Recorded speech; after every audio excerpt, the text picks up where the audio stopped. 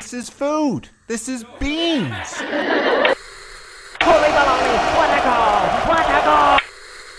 Wolfman, Adrian. It's time for a review of Wolfman. So, Yeah. we both saw this in the theaters today. That's why we were at the theaters. Mm-hmm. And Coming fresh. Right. Coming in fresh. And so we've got lots of thoughts. We left the theater with puzzled looks on our faces, I would argue. Mm. I guess high-level thoughts. What did you think of it? I think this movie, like, it's filled with some really good ideas, like genuinely great ideas throughout it. I think there are some genuine highs in this movie. Right. I think it's fairly well shot. The sound design's really great. There's some like kind of unique twists that I didn't, fully expect, and other twists that seemed fairly obvious. And I think that the trailer actually shows this, that kind of highlighting how, again, the Wolfman, it's about like, this family, they go to an abandoned cabin, and the husband, the father, gets infected, and he's turning into the Wolfman. And the way they highlight how that turning happens was very neat. Although I think some of the effects ended up being a little uneven, but like generally it's a really cool part of the film. But I think this movie falters quite a bit in its execution. It reminded me of Hotel Artemis. I don't know if you remember that movie that we watched, where it was a movie filled with great ideas. Yeah. With Dave Bautista, I think, is in it. Dave Bautista. That's what I was thinking of. Yeah, like a few other notable actors. A completely forgettable movie, though, because I did not remember that was called Hotel Artemis at all. Yeah. Yeah. And I know that movie, yeah, that's what I thought about when we left the theater, where I'm like, that's a movie that should have been really good based on its ideas, and same with this one, but I think the execution was very flawed, and it just kind of left me wanting more, and it bums me out because I really like The Invisible Man. I think this movie, again, it's marketed as a horror movie, not scary at all, really. There's some really cool like body horror elements, but as a whole, I just think it left a lot to be desired, unfortunately. What are your high level thoughts on this, man? It's interesting. So we watched the trailer just before we started recording this, because I don't remember why I said I should watch the trailer. Oh, because we didn't want to spoil this. We never spoil anything in this part of the review. We're just not going to spoil anything on Split Focus, a film and TV podcast episode number here. Like episode 102, we're not going to spoil anything. We're going to talk about things that were already announced in the trailer. Like Severance is an example we just talked about on episode 102. In that thing, we kind of talked about it in a very broad strokes, but we also talked about it in a way that the trailer shows, which is cool. So what we're doing here is the same thing. And so we checked the trailer out we checked out both trailers, the teaser and the main trailer for the Wolfman. And I discovered that trailer is great, especially the teaser trailer. Man, what a good, crazy trailer. What an amazing trailer. And it's weird because some of these shots are just not in the movie. They're just not in it at all. There's actually a moment where a character writes something on a pad of paper, and the thing that they wrote was completely different than in the trailer than what was in the movie, which is so strange because the trailer thing that was written was arguably more effective and a better thing to have written down in that scene. It's a strange thing. Even the shots in the trailer felt like they worked better together. The pacing of this movie, like, this is my high-level thoughts. I'll just leave, I guess I'll leave you with, and I'll pass it back to you, pass the baton back to you. Mm-hmm.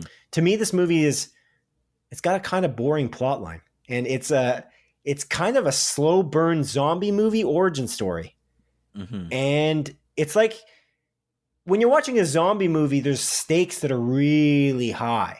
Like, there's an apocalypse impending. We're all going to die. There's a lot of zombies. They're fast and there's lots of them, blah, blah, blah, blah, blah. If you watch the trailer, it could have been something different, I suppose. But it is what the trailer shows you, in that it does what the trailer says. And that's all it really does. And it doesn't really do I wish it would do more, but it doesn't. Yeah. Like it's not like the trailer gives away the is whole the movie. latter There's half of the movie. Most of that Right. trailer is the second half of the movie. Theoretically, the trailer does spoil the movie, which is always a bad sign. I thought there was just going to be more of it, but to me, too. the problem is that the interesting thing about a zombie movie is not turning into a zombie for the movie. That's not why 28 Days Later is cool.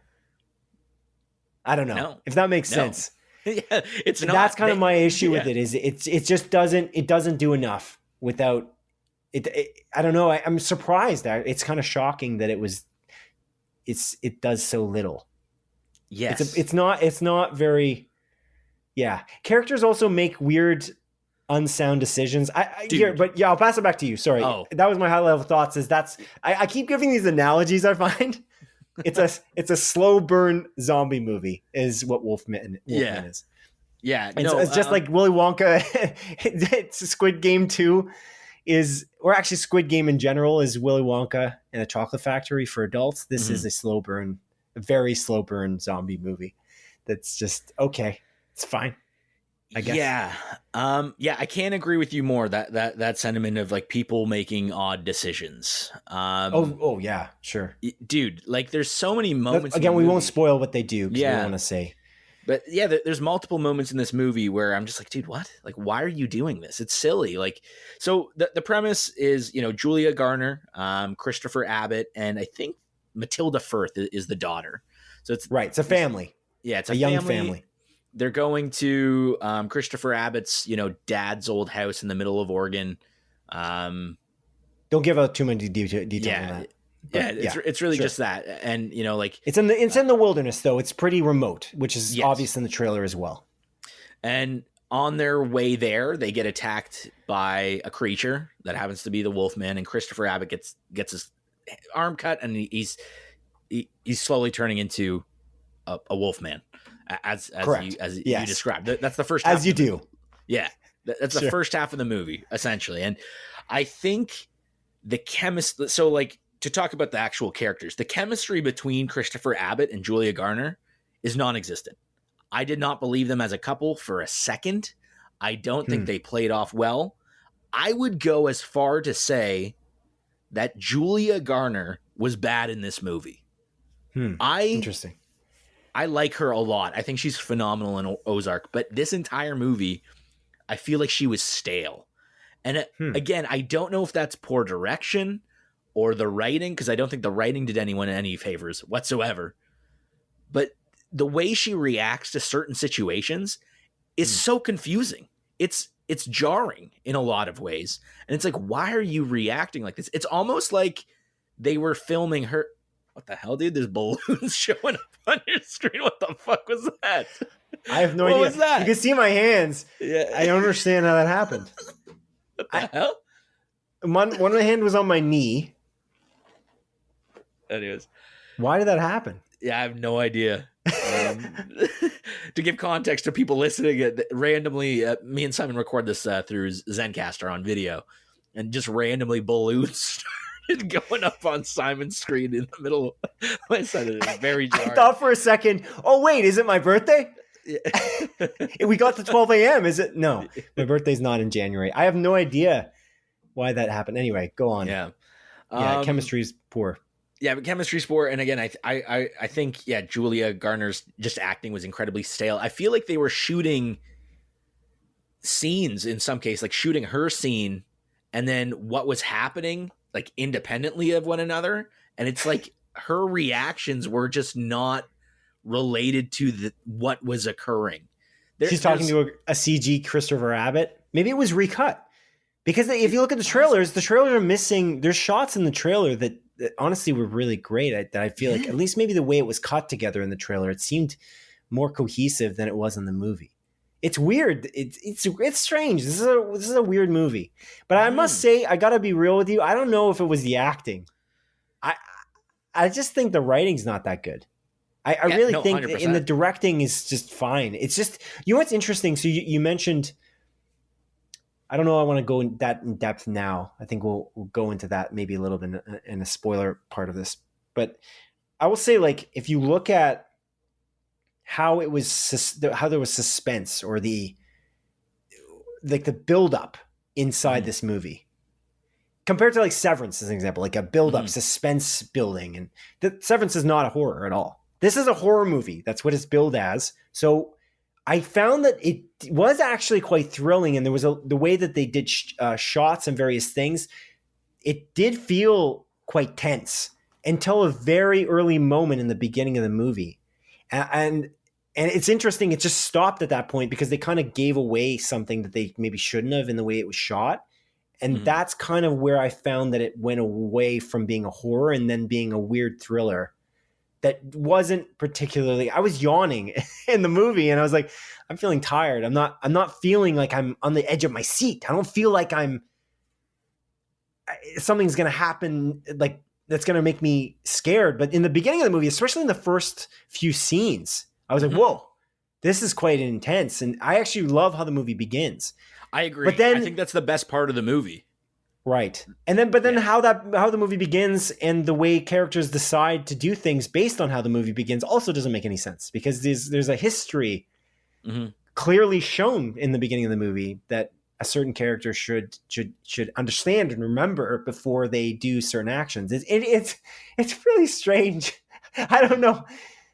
Yeah, it's a weird one. It's a 53%, by the way, on Rotten Tomatoes. I didn't know that. It's really not well reviewed for critics, and audience didn't like it either. It's 57%. So rotten both ways, which is intriguing. But yeah, anyway. Yeah, I just there's too much going on where arguably not enough going on, where it just like I agree completely. Like, I think that first bit was very intense. It's very thrilling, and then the rest of the movie was just unbalanced. And the stakes don't feel high, though. Don't you find that? Like, there's no stakes. I think it's because of the reaction of Julia Garner's character specifically. It's like you're downplaying the severity of the situation you're in to such a high degree that it makes no sense. I was sitting there and being like, you have a daughter. What are you doing? Like, what are you doing? In so many of these moments. I doesn't play that way in the trailer. No, at all. Not at all. Like, there's just, again, in my notes, I wrote down a lack of awareness to the severity of the situation was just baffling. She left her daughter a couple of times in not great situations, just in like the room over there. You just saw this monster maul cut your husband up, and your husband's acting all funky, and you're just leaving your daughter on a couch and you're walking into like other rooms and everything. It's like, I feel like you wouldn't do that, right? Yeah, it's just not logical. It's strange. Yeah, it's weird. It's a weird movie. It just doesn't. I don't know. It's a strange. It's like they recut it like a few times or something. I don't know. I'm confused by it. It's weird because like the budget couldn't really be that high because they're in the middle of the wilderness. It's not like they're worried about extras. Yeah, like to some crazy extent potentially. There's 5 actors in the movie that have lines. Yeah, it's like the entire movie. So it's like you're not paying the actor. I also thought like it was well shot to start. Like I thought the shots were beautiful. There was a lot of like beauty, and they were taking their time. Even the way they did the subtitling in the very beginning, I'm like, oh, we're in for it now. This is going to be a good one. I could tell. But it's funny. I don't love horror movies. You know that. I don't love horror movies, and the reason why I don't love horror movies largely is because I feel like they rely too heavily on jump scares typically, and not heavy enough on plot. They're not really worried about the plot and really fleshing it out and giving you a firm story. I'm more interested in narrative. And if you can give me a good narrative like Get Out or A Quiet Place, and you can really immerse me in that world, I will like your movie. I love it. And so I kind of stay away from just horror movies, especially ones that are just relying on jump scares. This movie doesn't do either of those things. No. I don't think it's not very narrative heavy. And the jump scares, there was huge suspense in the beginning, in the very, like, for maybe the first sixth, maybe fifth of the movie, maybe a quarter. Because there's certain things I'll tell you in the spoiler part of this. Because this is going to be a closer look I just decided on the spot, just as I'm talking to you right now, Adrian. Actually, Yeah, I'm going to fine do with a that. closer look because I want to see how this goes as a smaller version of a closer look is basically our spoiler cast and non-spoiler version of the review. A closer look is basically starts with non-spoiler, becomes spoiler at the halfway point, roughly. But yeah, we're going to get into the spoilers in a second. But there's various moments. There's a moment specifically that I would call it basically where it becomes less suspenseful, that you can't do anything at that point because they're showing too much in the way it's shot. I'll explain it after, but the way it's shot where you got to be more secretive, especially in these types of movies with a character that's transforming or whatever. You have to be more mysterious. The mystery creates an ominous feeling, an ominous tone. Mm-hmm. And I don't think that they did that very well either. I don't know if it's Julia Garner's fault though, because I can see you're right. She was leaving the room, but that's the direction, right? It's not like Julia Garner's embodying the character of the mom and she's like, I'm going to move to the other room. Although the director told me specifically to go to the other room to, use a radio as she does in the trailer or whatever. Yeah, I'm referring to not the character making dumb decisions. I'm referring to the actual performance. And again, like I felt like it was very stale. But again, that may have been the direction. Again, I said this earlier. The writing did not do any of the cast any favors. It's crazy. Like you remember loving director Leigh Whannell's Invisible Man. That was the movie that you came into the theater and you loved it. I was more lukewarm on it, but I definitely liked it. I don't dislike this movie. Like on my Letterboxd account, like the account where you list all the movies you've watched and you can potentially rate them. This, by the way, the score completely could change, but it's like a 2.5 out of 5, which for me is a middle mark. It's not bad. It's not good. It's fine. I watched it. Yeah. It was okay. Would I ever watch it again? No. that's kind of the way. That's kind of the way I feel about it. It's a strange one. It's a weird one for me. What did I like about it? That's the question, I guess. I guess you're right. The body horror is interesting. Like it's really good. The transformation aspects of it. I kind of liked Christopher Abbott. I don't think I've seen that guy in anything. Have you? Not that I can think of. Yeah, like he did get the casting actually is really great because there's I guess like a flashback to when he's a kid. That was good. Yeah. And then him and I literally kid version of him looks like him. It's crazy. Dude, it's good. Yeah, I was like, is that his son? I was like genuinely curious. Is it him? Did they wait this long? That's why Invisible Man came out in 2019 and this movie came out isn't this the second after Invisible Man, isn't this the next movie that Leigh Whannell directed? I thought this movie was supposed to come out a while ago. Am I crazy? It was because Ryan the Goose Gosling was attached to it originally. Oh, he made a short film. Yeah, that's it. 2020 is The Invisible Man, actually, not 2019. He directed Upgrade, which we watched together in 2018. Yeah, I like that. Invisible Man was 2020. And then Wolfman was the next full featured movie 5 years later. That's a big gap. Yeah. It's weird. Maybe he was acting and stuff. Yeah, I don't know. I know Leigh Whannell, he's a writer first, I want to say. Like, because I think he has a big part with, obviously Saw. I think he directed the first Saw movie, but him and James Wan team up for a lot of things. Like, I think they did the Insidious movies, if I recall correctly. Insidious, The Red Door, based on characters created by. So he just got credited for that. Yeah. Insidious, The Last Key, alternate ending. Upgrade, he wrote and directed. That's not that many things though in the last 5 years. I don't really know. Yeah. It's weird. Yeah, it's strange. I'm not sure. Upgrade is maybe really it was in good. development hell. Maybe it struggled. Again, Ryan the Goose Gosling was originally going to be a part of it. Yeah, I don't know.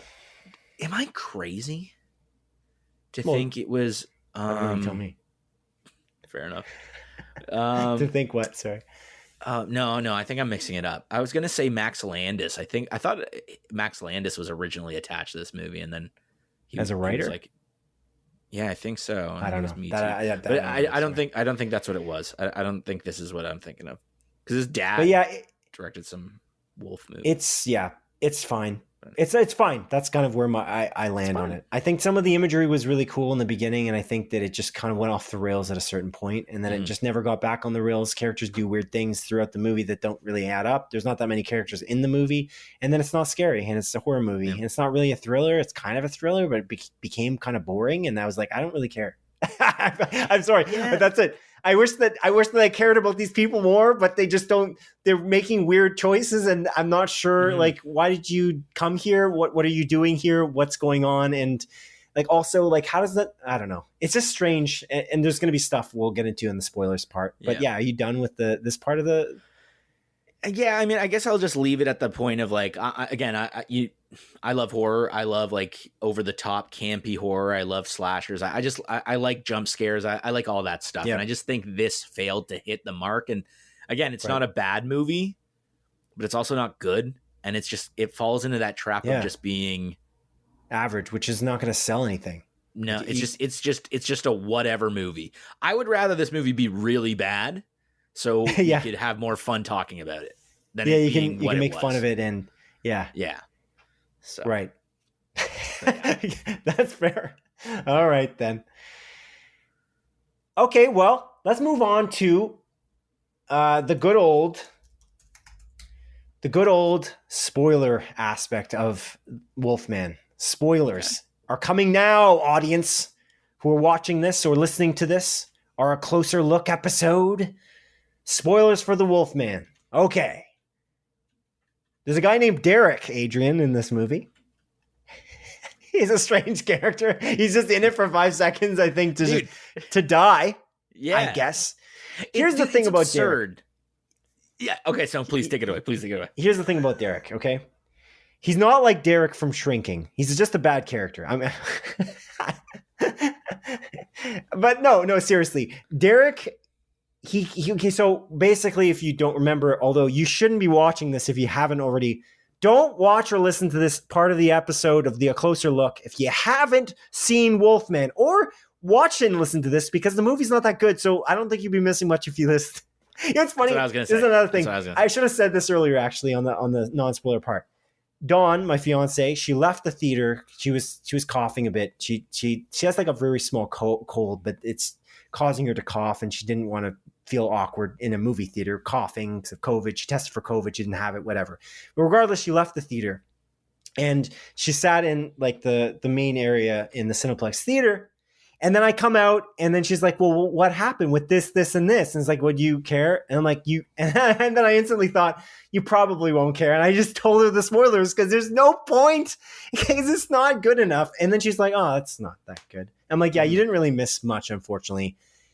But anyway, Derek is in this movie. Another character. So what is it? You said there, how many speaking roles there are? There's 4? There's 5 characters total. Right. But one character is, as a kid, it's Christopher Abbott's character. I forget the character's name. When he's a kid versus when he's older. So there's 6 actors, but 5 speaking characters. Yes. Right. Anyway, Derek is one of the speaking actors in the movie, and he's live. And anyway, regardless, they go to their father's house. His father's, Christopher Abbott's character's father's house, and they arrive there in their U-Haul van, and of course, there's a random character that we haven't seen before standing in a deer blind in one of these treehouse like scenarios. Mm-hmm. And he's just standing there, ominously standing there in the dark, like looking at their truck like a weirdo. Yeah. And it's just like a these silhouette. guys, you literally have a silhouette and you see the gun. which is cool. It's cool. So neato. And so he comes out of the deer blind, and Julia Garner's character is all nervous. Okay, cool. And this guy seems daunting. He's kind of like, he seems a little shady. But Christopher Abbott's character knows him from when he was a child or whatever. Their families seem to know each other. They live, whatever, many, I guess, a mile away or something like that from each other's houses. Here's the thing that I have a problem with. Derek gets in the car, and he gets in the truck, and he's going to direct them to the Lowell's house, the Lowells being Christopher Abbott's family. Weirdly, though, he doesn't seem alarmed.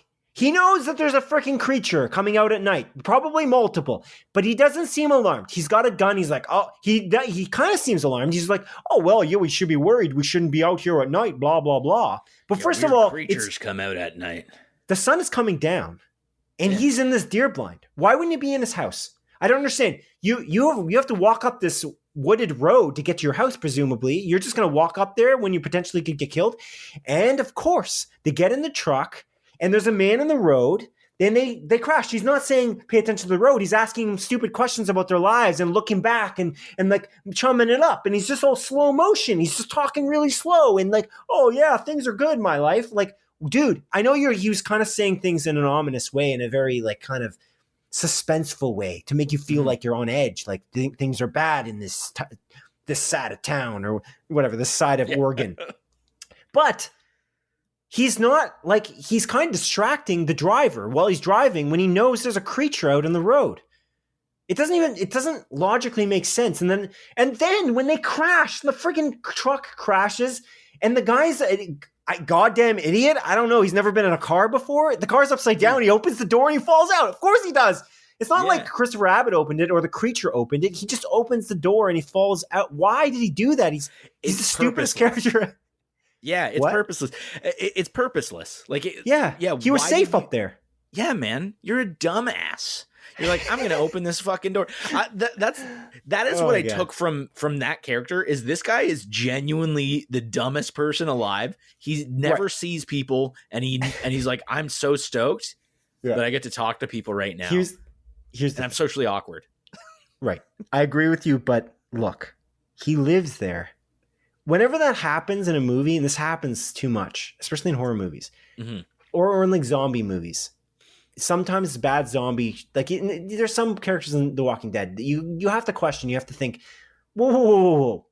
How did he survive this long? How is he alive? It doesn't make any sense. There's a creature in the woods. How is he alive? He just lives on his own here? How does he go out to get food? I get it. He goes out in the day. But he's for some reason, at sundown, he's just sitting in his freaking treehouse. Why would he do that? He knows the dangers. That's the problem. It doesn't make sense he would be alive then. And it's just a plot convenience. Yeah. He's just a piece of meat so that he can get eaten by the Wolfman so that they can make it. Look how dangerous it is. But the other thing, Simon, is the Wolfman doesn't just come out at night. He literally does not. In the first scene in the movie, it's very early in the morning. It's like 8 a.m. I think they're like, we're going to be out there by 7.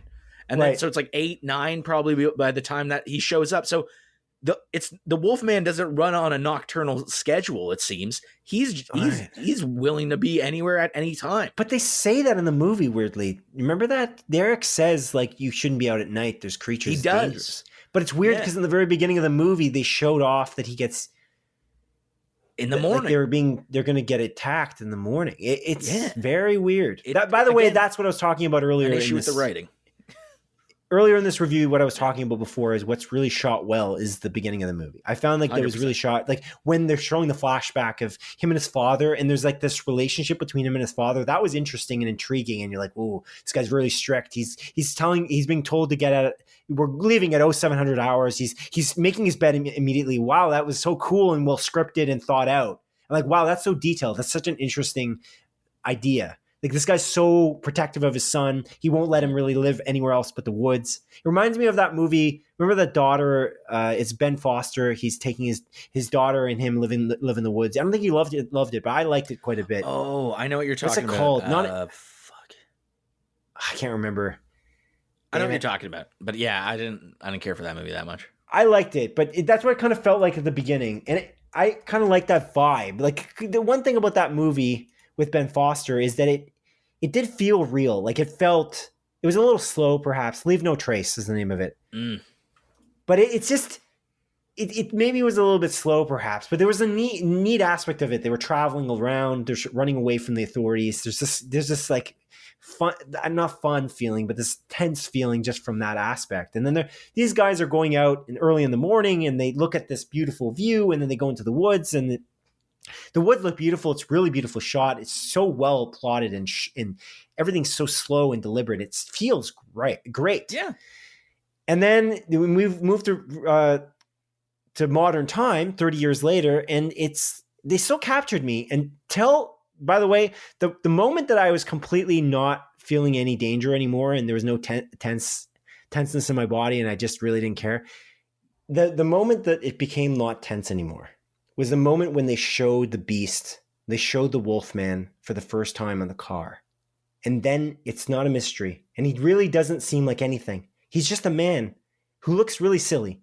And I don't know what you can do like a because they rat. shoot him.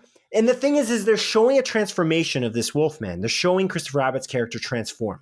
And they show these close-ups of his face. And if you can see the not dramatic, very slow transition to this Wolfman, it suddenly becomes not scary at all. Because you're like, well, I understand what happened. Oh, he lost a tooth.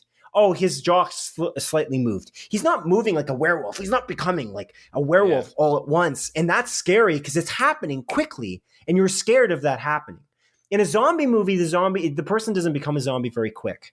And that's not scary potentially because you can fend that off. You can understand that. That's you try to reason in The Walking Dead and 28 Days Later, various name a zombie movie. You're kind of reasoning, trying to. 28 Days Later is not a good example because that's within 30 seconds. You get right. Oh, sorry, bad example. But The Walking Dead is a good example, or like The Last of Us. They're changing over a longer period of time. There's no zombies in The Last of Us. They're infected. But no. But yeah, in The Walking Dead as an example, actually they don't call them zombies in The Walking Dead either. But regardless of that, they're changing over a long period of time and you're kind of like fending that off, but that's not the issue. The issue is the abundance. It's that there's a lot of them and it's scary. And if they become that, they move fairly quickly in an example like The Last of Us. But in this, that's not the case. You're just trying to reason with this guy for freaking long periods of time to the point where you're also not worried about your child being left in a room while you go on a radio and you're going to talk on the radio while she's upstairs, left with your husband who is transforming right now. And you're saying, he's not the same. He's not the same. Come help me. Come help me, people. Yeah, he doesn't understand what we're saying or whatever. Yeah, he doesn't understand what you... Yeah, she's on the radio. Yeah. And she's like, he doesn't understand what I'm saying and he's speaking weirdly. But it's like, he just passed out. Like, you guys didn't actually have a conversation. You don't know that he doesn't understand what you're saying yet. Well, we didn't see the scene. Maybe there's a scene that's cut. Yeah. That's what I mean. Like, I think you're right about this movie kind of being chopped up a bit. And yeah, I don't know. Maybe they wanted to make it a brisk hour-and-a-half movie. And there's like another 20 minutes that they could have added more context. But yeah, it is... I think there's a tenseness a lot of the time, in that, well, not necessarily a tenseness, but that what you described, that slow sort of turning from like in The Walking Dead, like, oh, you got bit. It's not immediate. You're going to change. And it makes it go from scary to sad. Right. But yeah, that's what's happening. But this movie's still pushing that horror element on there. And you get to a point where I'm annoyed. I'm like, why are you not fucking taking this seriously? Again, this lack of understanding of the severity of the situation. She literally sees her husband see this wound on his arm. He goes into a corner, starts eating his own arm. Right. That's the scene I was going to point out to you. I have that written down. And then she's like walking back kind of like, oh, what the hell? And then he's like, anyways, and just walks out of the room, and she does nothing. Let's go into the car, and I'm going to put you right next to your daughter, okay? You're just going to sit next to your daughter in a car alone, okay? Or not right next to, but in the same vicinity, and we're just going to be okay with that. Even though this is like clearly dangerous, and he could just turn and snap the last second, and for instance, eat her head, or he started eating his own arm, lady. Yeah. Like, you understand that putting your daughter next to him might be he could snap? You don't understand that? Is that hard to understand? Crazy. And not only that, it's like, this is very clearly a disease, an infection, right? There's something up. And they watch him go on his hands and knees, vomit a shit ton of blood. And there is no sense of being worried about proximity. They're constantly close to him. They're touching him. It's like, dude. Yeah, the end of the movie is a good example. That's the greatest example. So he's dead. Yeah. He gets shot. He's still alive. He could still be a rabies addled human. He could just bite your daughter's hand. She's touching his head. Why is she touching his head? Take her away and say, that's not your dad anymore, honey. And that's it. I don't know. I also say this also bothered me a lot. Derek in the car, he's just like, you're not very tough. You don't look very tough, actually. You remember that scene? Yeah. Like, so then I'm thinking, thing. That means you got a good life. Like, right. What the fuck are you talking about? Exactly. What are you talking about, man? So after that, I was like, okay, she's going to prove him wrong. That's cool. That's great. I love that. It's an underdog story. She's gonna rise above it. Like, Now You See Me. No, Now You See Me. Sorry. Ready or Not. What a good movie. another That's a good movie. phrase. But now, ready or not, like that woman's not necessarily ready for that. She's definitely not. She's definitely not in Ready or Not. She's not ready, and she's asked to rise above herself to just defeat these crazy people. Mm-hmm. It's awesome and it's badass. And there's like a shot from that where she just looks amazing. Mm-hmm. In this, she doesn't do anything. And she's like, you're not tough. And she's like, we're tough. And it's like, you're clearly not tough. And you're no preparedness at all. And you just leave your daughter just sitting random places when something could attack and make their way in, because the father did. He literally made his way inside the house, but she was leaving the daughter all the time just sitting on the couch. Why didn't the creature come into the house? How did he get inside from the upstairs? There's no windows open. How did he even get in? It's just like plot convenience upon plot convenience. It's just, why is that the case? It's strange. He gets in. So if someone else was able to get in, why isn't the person who owns the house, his father, able to get in? Because that's his father, right? He kills his own father. Yeah. So like, which was such a twist. That again, something so clearly obvious that's what the case was. But again, it's just silly. Yeah. And again, it's silly. But another topic to bring up, they reference when at the start of the movie, the father's talking to some guy named Dan or whatever, and he's like, Dan, I saw it, the wolf man. We got to go out and kill this man. And then you hear on the radio, it's like, what did I tell you? There's no reason to cross the valley or cross the river or whatever and try to hunt this thing. And he's like, I was hunting with my boy. So it's like there's multiple things that they set up where it's like, okay, the wolf man is only in this one specific area, but now for whatever reason is willing to cross it. Maybe, I guess, because the dad is used to that location. But again, it's like the daylight means nothing because the wolf man was already out. Again, it's very poorly executed movie, in my personal opinion. With some really great ideas. I think the solution here was to double down on the mystery. Like have them discover, where does Dan live? Like figure out what did he discover? Maybe he's got a board of he's been citing, like he's got a map with all the spots he's been, like Lowell has been citing the Wolfman, and Christopher Abbott's trying to figure out what his father was into. How did he die? Why is it, first of all, this is so insane. Like, so Lowell is dead, right? I can't remember the father's name. Lowell Sr., let's say. Yeah. Lowell Sr. dies, and the state of Oregon sends Christopher Abbott's character a letter saying that he's deceased and here's the will, and we finally declared him dead. Okay, did anyone look for him? Did they find him? I mean, if you just go there, you get attacked by a freaking wild man. What are you talking about? How do we not know? How do the authorities not know that this is happening in Oregon? It doesn't even make any sense. No one went there at all to look into it. Christopher Abbott never looked into it when he discovered his father was missing. That's a little strange. Yeah. It's just weird. You wouldn't go back for 1 second to see where your father is until you have a property to pick up. It seems a little strange. Like, I guess you're just a selfish bastard, but it doesn't seem like he is because he's treating his daughter very well. Mm-hmm. I don't know. It's nothing as soon as a certain point, pretty much after when they go back to Oregon, at that point, the plot starts to not make sense. The suspense goes away once you show the monsters. Once you start showing close-ups of the transformations, it doesn't feel scary because you're watching it and you're seeing every little bit transform, and you're seeing it's like, that's just makeup. It's just too close, and you're showing it. Like, I remember when you laughed in the theater. You laughed in the theater when the guy is looking up in the window. Julia Garner looks at him in the window, and he just looks like this.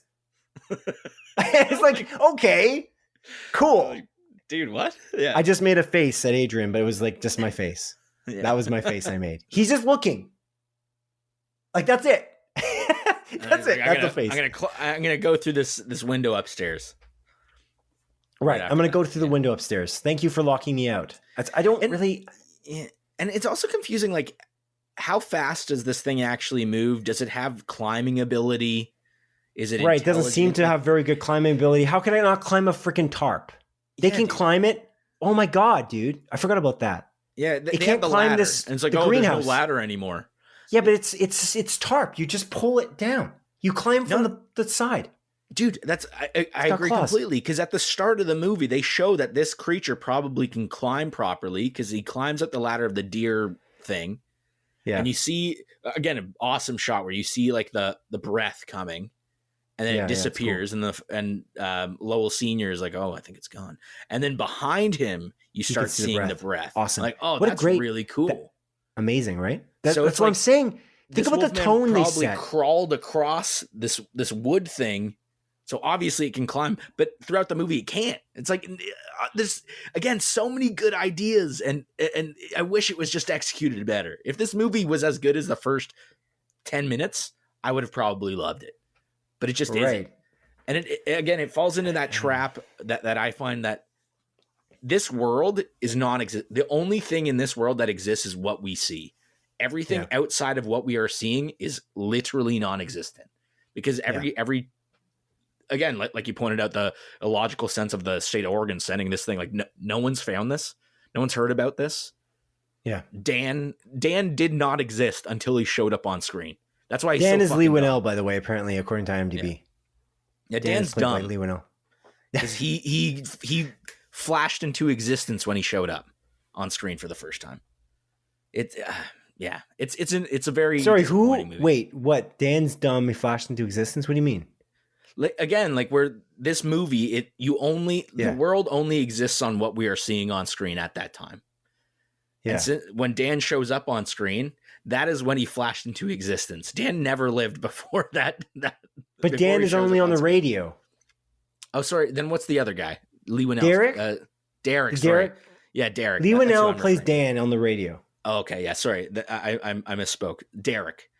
Derek. Yeah, Derek's Derek's the dumb gun because he guy just who's flashed- an yeah. idiot. Also, like, Christopher Abbott's character never looks for a gun in his house. In this guy's, like, this ex-military guy's house, like his father's house. Like, he never looks for a gun. Why wasn't there any? Maybe they were confiscated, but that doesn't make any sense, because if people went there to go investigate his father's disappearance, then they would have discovered that his father was a crazy psycho killer. That's why it's strange. Like, could have been a global pandemic. Mm-hmm. Literally, they stopped the global pandemic, but by accident, because nobody got attacked accidentally, even though they must have gone to investigate whether the guy was missing if they're going to send his will. Mm-hmm. It just doesn't make sense. It's like, I don't know. I think about the movie Barbarian, Oh, Where- great movie. where the guy who owns the Airbnb goes back to investigate. Yeah, of Mhm. course you would. Like, that's what would happen in real life. That's a realistic thing. You go back to investigate, and then you get embroiled in this weird plot, this crazy shit that's happened. But you did that because you are a normal person. These people aren't normal. They don't act normal. And the more we talk about this, and the more you bring up things, and I'm bringing up things now, I'm thinking about the movie in more worse detail, it gets. more than my notes even show. I realize how flawed it is, and how it's just not a lot of thought in the writing. And I don't think it's Julia Garner's fault. I know you keep saying that she doesn't do a good job, but I don't know that it's cut enough. It's cut well, or even it's not edited, potentially directed. It's not written well. Yeah. Maybe it was written initially well. Maybe it got butchered. Who knows? But it's just not. It does nothing for me, because it's just not going any direction that makes particular sense. It's not really plot hole city. It's not. I'm not feeling like it's a complete plot hole, but all the tiny plot convenience problems and the weird things in it, when you add them all up together, it just feels like it's just not worth watching. It's just not something I would ever recommend anybody. I agree completely. Just watch something else. Watch Barbarian as an example. Watch Cuckoo. Yes. Watch Long Legs. Yes. Watch if you're in the mood for horror movies. Yeah. Sure. Watch The Invisible Watch Man. The Invisible Man. Yeah. Exactly. So yeah, that's my thoughts on it. That's Same. That's what I believe about Wolfman. I think it's just not. Again, I keep with that score, 2.5 out of 5 for now. Anyway, I don't like to give scores because my scores always change. Mhm. You know, like we used to give scores on a part of our, or just another review. We gave scores on various movies and stuff. It's cool. It's fun. I like the idea of that. But the problem is that when my Letterboxd scores are in, sometimes I rethink about the movie and I think, you know what? I gave it 1 point too high or whatever. And I change them over time. And they all, as I see better movies, I start to change my scores even back in time and things like that. So I prefer not to give a score in general, but my current score for Letterboxd is 2.5 out of 5 because I just don't, I don't know. I just, it's fine. But it wasn't even that fun to watch. It just, it's fine. Yeah. Okay. Well, anyway, that was the Closer Look episode for Wolfman. Leigh Whannell directed Wolfman. Adrian, I appreciate you joining me. And I'll see the audience on the next one, hopefully. Well, Goodbye. they'll see us. Yeah, I guess I won't see anybody. I can't see anything. You're blind. It's a one-way mirror over here. Yeah. Anyway, goodbye. Take care.